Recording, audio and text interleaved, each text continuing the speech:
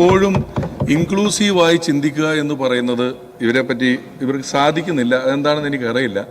ഇൻക്ലൂസീവായി ചിന്തിക്കാൻ ഇന്ത്യയെ പഠിപ്പിച്ച ഒരു പാർട്ടിയുടെ പ്രതിനിധിയായി നിൽക്കാൻ കഴിയുന്നു എന്ന് പറയുന്നത് എൻ്റെ ഏറ്റവും വലിയ ഭാഗ്യമായി ഞാൻ കരുതുന്നു.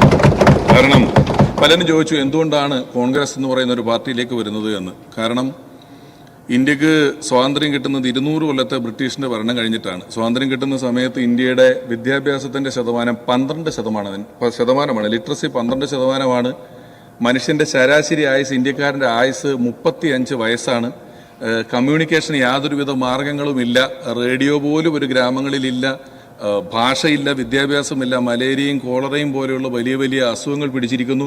ആ സമയത്ത് ഇന്ത്യയുടെ ഏറ്റവും പ്രാധാന്യം അറിയിക്കുന്ന ലക്ഷ്യം റോഡുകളോ പാലങ്ങളോ ഒന്നും ആയിരുന്നില്ല. ഇന്ത്യ അത്ര വാഹനങ്ങളുമില്ല. ഇന്ത്യയെ നിവർത്തി നിർത്തുക, നേരെ നിൽക്കുക, നട്ടൽ നിവർത്തി നിൽക്കാൻ പഠിപ്പിക്കുക എന്നുള്ളായിരുന്നു. അങ്ങനെ ഒരു ഉദ്യമം ഏറ്റെടുത്ത് 10-50 വർഷം കൊണ്ട് ഇന്ത്യയെ ഹരിത വിപ്ലവത്തിലൂടെയും വ്യാവസായിക വിപ്ലവത്തിലൂടെയും പഞ്ചവത്സര പദ്ധതികളിലൂടെയും നിവർത്തിയ ഒരു പ്രസ്ഥാനം. അങ്ങനെ നിൽക്കാൻ പഠിച്ചപ്പോഴാണ് BJP അധികാരത്തിലെത്തുന്നത്. BJPക്ക് അധികാരത്തിലെത്തുമ്പോൾ കയ്യിൽ മൊബൈൽ ഫോണുമായിട്ടുള്ള ഇന്ത്യക്കാരെയാണ് കിട്ടിയിട്ടുള്ളത്.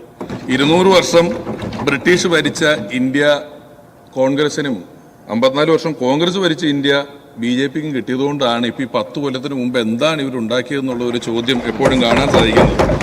ഈ രാഷ്ട്രീയത്തിൽ അങ്ങനെ പുതിയ ചരിത്ര നിർമ്മാണങ്ങളിലൂടെ അപഖ്യാതി പറഞ്ഞു വരുത്തുന്നതിലൂടെ കോൺഗ്രസ് എന്ന് പറയുന്ന UDF എന്ന് പറയുന്ന ഈ ഒരു പ്രസ്ഥാനം പാർശ്വവൽക്കരിക്കപ്പെടുന്നു എന്ന് തോന്നുമ്പോൾ പാർശ്വവൽക്കരിക്കപ്പെടുന്നവരോടൊപ്പം നിൽക്കുന്നതാണ് ഏറ്റവും നല്ല രാഷ്ട്രീയമെന്ന ബോധ്യമുള്ള എനിക്ക് ഒരു പൗരനെന്ന നിലയിൽ എൻ്റെ പൗരബോധത്തിന്റെ ഭാഗമായി ഈ പ്രസ്ഥാനത്തോടൊപ്പം ചേർന്ന് നിൽക്കുക എന്നത് ഏറ്റവും അനിവാര്യമായ കാര്യമായിരുന്നു എന്ന് ഞാൻ മനസ്സിലാക്കുന്നു.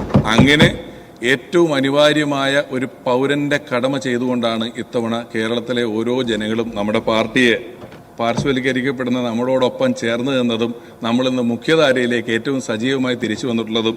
അവരോടും നന്ദി പറയാൻ ഈ അവസരം ഉപയോഗിക്കുന്നു.